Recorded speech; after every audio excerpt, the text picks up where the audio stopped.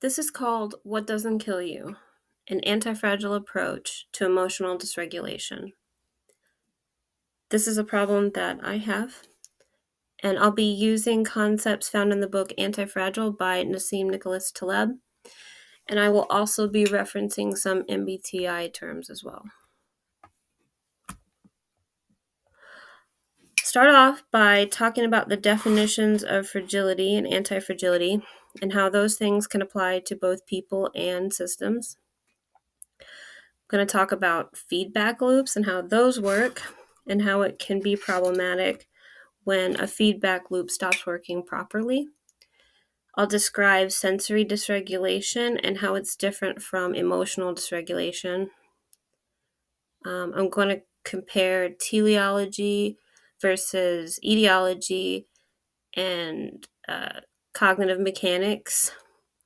And hopefully by the end, you'll be able to understand how having dysregulation problems can make a person fragile, and having an anti-fragile state of mind can help you self-regulate. So what does it mean to be anti-fragile? So things that are fragile are things that not only break easily, but when they're broken permanently. There's no putting them back together again. And so people who are fragile, it only takes one bad thing to just end these people, right? Could be a job loss, a divorce, an illness, anything that results in a lot of stress. This is because people who are fragile are unable to deal with stress. Being resilient means being able to make a full recovery after incurring damage. Okay, so these are people who are able to bounce back after setbacks. The phoenix is resilient because when it dies and it smolders to ash, it's reborn, but it's also restored to its original state prior to its destruction. Things that are anti-fragile are things that actually improve as a result of being broken. And so these are people who get better through adversity. An example of something that is anti-fragile would be the Hydra. So in Greek mythology, the Hydra was a three-headed dragon, and when one of its heads would get cut off, two more would grow in its place. And so in that way, it was anti-fragile. And so basically, there's resilience, but then it's like being anti-fragile means being one step up, one step beyond resilient. So I wanted to know what things contributed to fragility because, as I said, I found myself in a very fragile state of existence. And I wanted to know how I got there. I felt a lot like this lamp, just precariously waiting to be knocked off a table at any moment. And so fragile people are people who avoid chaos, right? And this is because they are afraid to fail. They're not risk takers, these people. Or they take, by the time they have to take a risk, they're taking major risks. And that the problem is in everyday life, chaos and adversity and failure are all unavoidable. And it's only through facing our problems that we can learn how to solve them. And so it's all about how people respond to chaos, because you can't eliminate chaos, right? And you can try to control it, but it doesn't really work out. And so it's all about how you respond to it, right? And not just chaos, but any kind of disorder or adversity or variability or trauma. And so when parents remove obstacles from the pathway of their child, oftentimes the child just never has an opportunity to develop the skills necessary to deal with obstacles as children. And as a result, they have trouble later on in life dealing with obstacles because they just never developed the competency skills. So this is something that it talks about in the book happening to a lot of people in our society.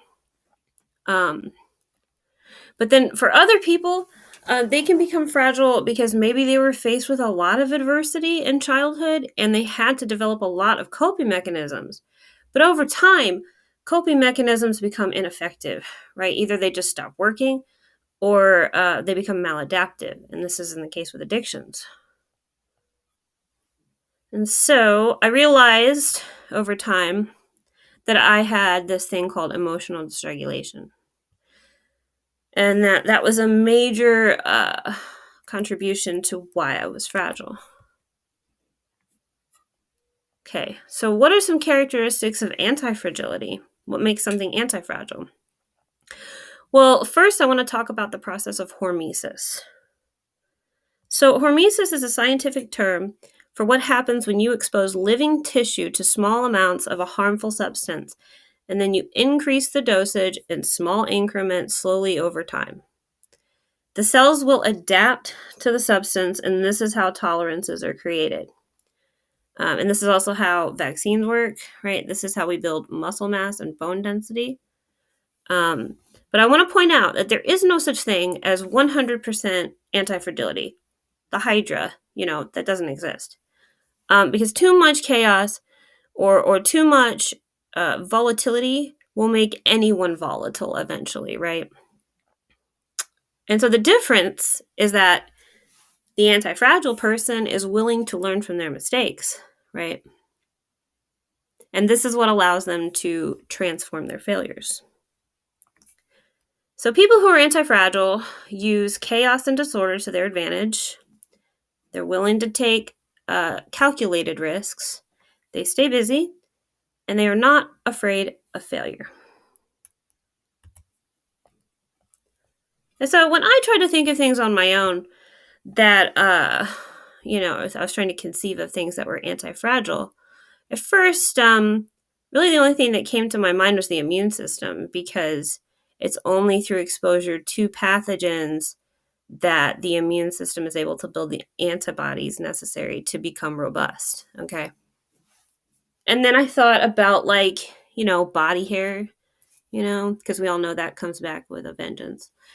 But mostly my thoughts centered around nature, and especially with evolution, because the only way that mutations are made possible is because there is variability within the genome of a species, right? So nature has more options. Nature prefers variability.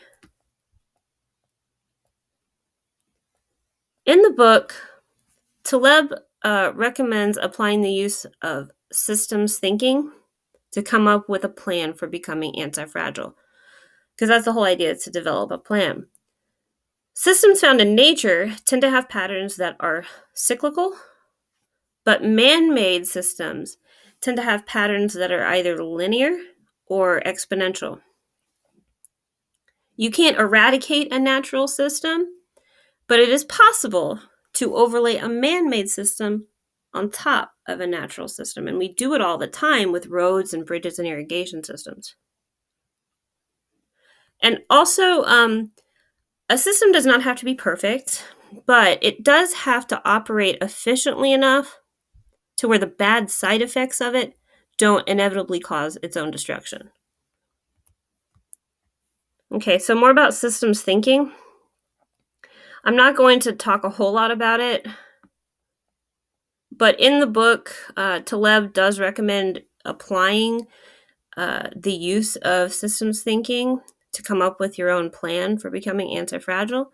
And this is because systems thinking allows you to see something from multiple perspectives. It's good for making real-world decisions. It can help you find solutions, but more importantly, it can help you to identify problems. And I would recommend somebody watching the movie Mind Walk if you're interested in knowing more about systems thinking. Okay, so how do systems operate? Well, the main thing you need to know about systems is that there are feedback loops, right? And no system can operate without feedback loops. And so for a negative feedback loop, the easiest example I can think of would be the thermostat in your house, right? Because in the summertime, the temperature increases and a mechanism triggers the AC to come on, and the AC will run until the temperature drops below a certain threshold, and then the mechanism will trigger the AC to shut off. And so it results in the reduction of the stimulus, because the stimulus is the problem in that situation, right? And we're trying to get rid of the stimulus. And it works the same way in the wintertime. because the cold temperatures would be the stimulus that you're trying to eradicate. So it works the same way. So negative feedback loops are self-regulating.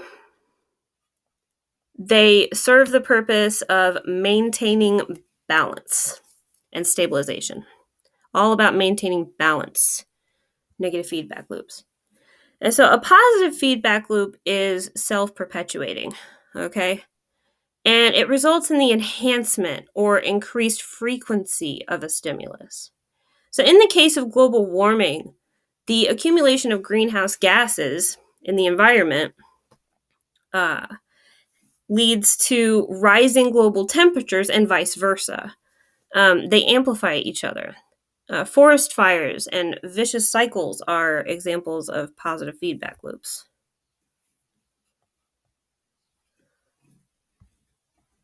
An example of a negative feedback loop would be the fight or flight mechanism. It begins with a stimulus and results in a response on the part of the individual to either flee the scene or fight off the threat. When a person perceives that they're in danger, the amygdala will set off a chain of events. And this results in the increased production of cortisol and epinephrine. Now, we experience these hormones as stress. People experience muscle tension and their senses get sharper, right? And during fight or flight, a person is on high alert. Okay, they might feel like really anxious. So the goal of fight or flight is to reach homeostasis. Well, what is homeostasis? Safety. When the danger is no longer present, a person enters into the rest and digest phase. And during this time, stress hormones will return to normal levels. And so, just briefly, what can trigger a person to enter a state of fight or flight? I mean, people can think of things like, well, violence, obviously, and car accidents and natural disasters. But also, more interestingly, anything that threatens a person's position in the tribe can also cause this mechanism to trigger. And so this is things like bullying, uh, loss of a job, or being the recipient of gaslighting or abuse. So I wanted to know what would happen or what happens when this mechanism is triggered too frequently. Well, it begins to misfire. The body doesn't have enough time to decrease the level of the stress hormones in the bloodstream before another round of stress hormones begins to be produced. And so a person is basically, when they're repeatedly sent into fight or flight mode over an extended period of time, over and over again, it causes the HPA axis, okay, which you don't really have to know about this, but it's called the stress circuit. But this breaks down. The cells in this break down because of overexposure to cortisol. And so what is this called? We call it PTSD because a person goes from a state of regulation to dysregulation. So people with PTSD, they're always basically living in a state of fight or flight, more or less. They kind of always feel like they might be in danger. And so they're overreactive a lot of the times, and they're easily agitated. And they may experience something called sensory dysregulation. Okay. And this is kind of what contributes to like disorientation and like flashbacks. And so our brains normally do a really good job of filtering out unnecessary stimuli from our conscious awareness, right? And so whenever there is a problem with this filtration system, it's called sensory dysregulation. So this can cause the threshold for the intake of environmental stimuli to be either lowered, and so a person is really hypersensitive to, smells, tastes, sounds, tactile sensations. And they can experience something called sensory overload, which is when everyday stimuli, or not everyday stimuli, but, say they're in a crowded grocery store, for example, and it's around Christmas time and there's really bright lights and it's hot, a person might start to experience a little sensory overload. And so this is overwhelming sometimes and it can be very uncomfortable. And other people will have like a high threshold uh, for sensory dysregulation. And so, like, with these people, they can't get enough stimulation, right? Their brain is filtering out too much. Emotional dysregulation. So, emotional dysregulation is when a person has physiological responses to their emotions. And these emotions are caused by various triggers in their environment. These people feel like their own feelings are way more intense than the feelings of everyone else. A person experiencing emotional dysregulation is like a wobbly ceiling fan. And if anyone has ever seen the side of a wobbly ceiling fan, then you just know bad things are going to happen. So a person with emotional dysregulation, they may have trouble. They may have trouble keeping a job or maintaining relationships. They experience severe depression and anxiety, along with rapid mood shifts. And this is associated with childhood neglect, especially attachment trauma, head injuries, borderline personality disorder, and PTSD. And so a person with PTSD may experience one or both of these, right? But sometimes the sensory dysregulation can lead to the emotional dysregulation. And if anyone's ever seen, PTSD flashback, you know what I'm talking about. So, what can be done to help these people? I wanted to know, like, if this were someone that you cared about, what could you tell them? And so, a lot of what I read was about sensory deprivation, and that does seem to help a lot with people who have like the lower threshold. So, like, if you're experiencing sensory overload or you're overwhelmed, just going to the bathroom and finding one of those nice dark corner stalls and taking the time to just like close your eyes and breathe can be very helpful. Now, other times, and I read about this as well, but some people find that it helps to actually add stimuli to their environment in order to maintain focus, right? And people do this all the time, right? And you'll see people doing this like in their car, right? They're listening to music, they're playing air drums, right? It's to help them maintain their focus a lot of the time, or it serves that purpose anyway. Fidgets are very helpful. And so, but for emotional dysregulation, basically you can try writing. You can try talking to somebody, obviously, but this is where it gets really hairy, because I would say if you're in a state of emotional dysregulation, don't talk to anybody in the moment. Don't learn to take pause. And so it's all about, and if someone asks you about your feelings and it's going to cause some dysregulation within you, you don't have to talk about your feelings, right? And it's okay. And from what I read, it's all about removing environmental triggers. So you want to reduce as many environmental triggers around you, but that could be a challenge if you don't know what your triggers are. And so how do you determine your triggers? Well, we have to talk about cognitive feedback loops and cognitive functions. And so introverted feeling, or FI, exists on a cognitive axis with extroverted thinking, or TE. They oppose each other on this axis. This means that TE is the opposite function of FI. For this reason, I thought that by developing my extroverted thinking skills, I would be able to consciously use rationale during times of emotional distress as a coping strategy. But because these two cognitive functions share an axis with each other, you can't use TE without also inherently using FI. And what's more, they form a positive feedback loop. And so they feed into each other, right? And so I found that by using rationale, it seemed to only make my feelings worse, right?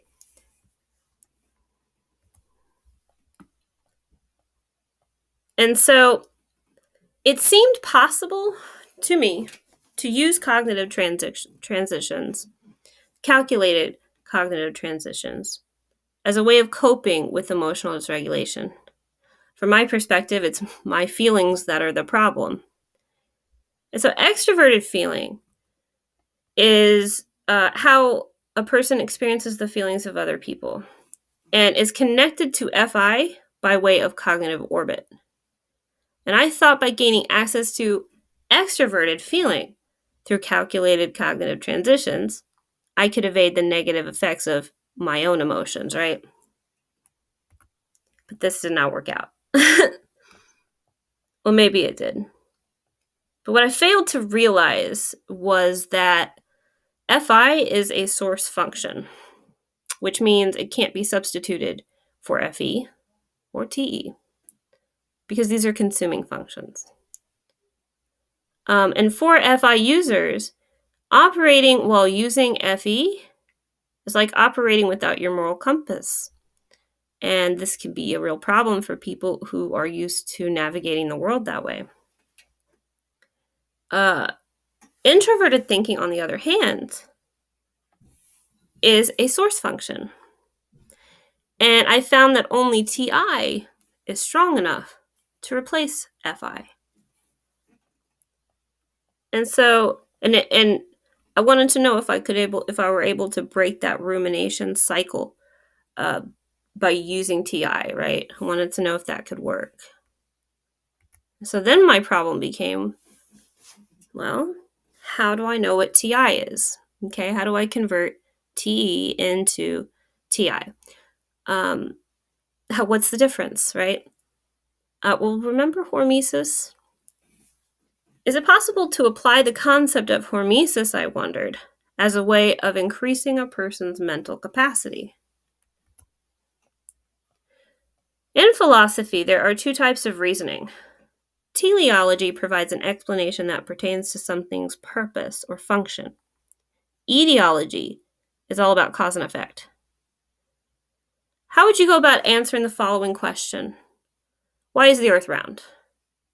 If you were to answer this question by saying something like, well, if it were any other shape, it wouldn't be able to rotate on its axis. Well, you'd be right, but that's not really answering the question.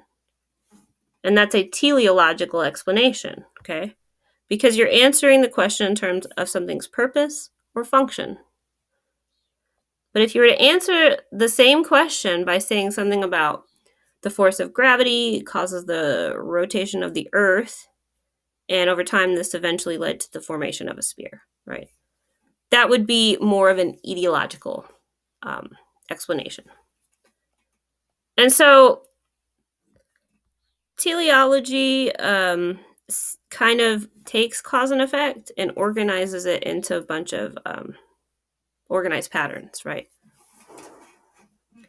And the problem with teleology is that it implies the existence of intention, right?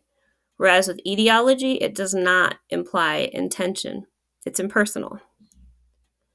And with teleology, a common logical fallacy is drawing an arrow from one point in time to another point in time and saying that this caused that, right? So for instance, if I were to say something like, well, if that guy hadn't done such and such, right, then this would never have happened.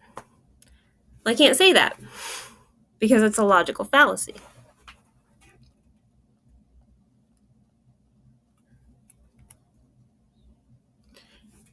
Imagine the scenario of a woman who is on her way to work. It's raining that morning and she decides to stop for coffee. 10 minutes later, she gets into a car accident. She might be thinking, if I had not stopped for coffee, then I would have not been in a car accident. Not only does this imply blame and shame, but what does a cup of coffee have to do with a car crash? Nothing, right? There is no causation between getting coffee and her getting into a car accident. There's no causation there. There's only correlation, right? Because they happen around the same time.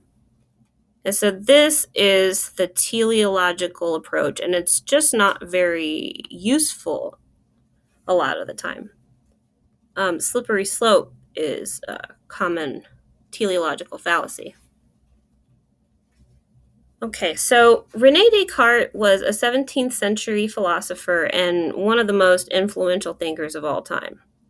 He rejected teleology and theology and developed his own method of problem solving. Today it's called the Cartesian method. This can be very useful when trying to understand complex systems.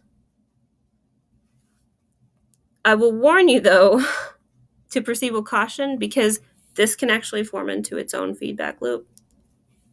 But I would recommend following this process when you are trying to solve a problem that you can't, when you get stuck on something, to actually go through the Cartesian method and use skepticism.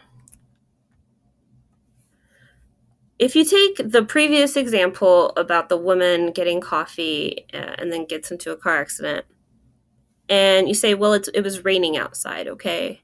And then you determine all of the factors involved. You can start ruling out things, right? Like how getting coffee could not have caused the car accident, right? Because in order for something to be considered a cause, it has to happen before the effect, okay? And it also has to happen whenever the effect also happens. And so is it possible for a woman to stop for coffee on her way to work under the same weather conditions and not get into a car wreck? Of course it is. People do it all the time.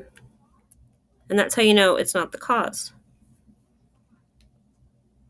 So, like, if you want to strengthen your thinking game, use etiology. Cause and effect.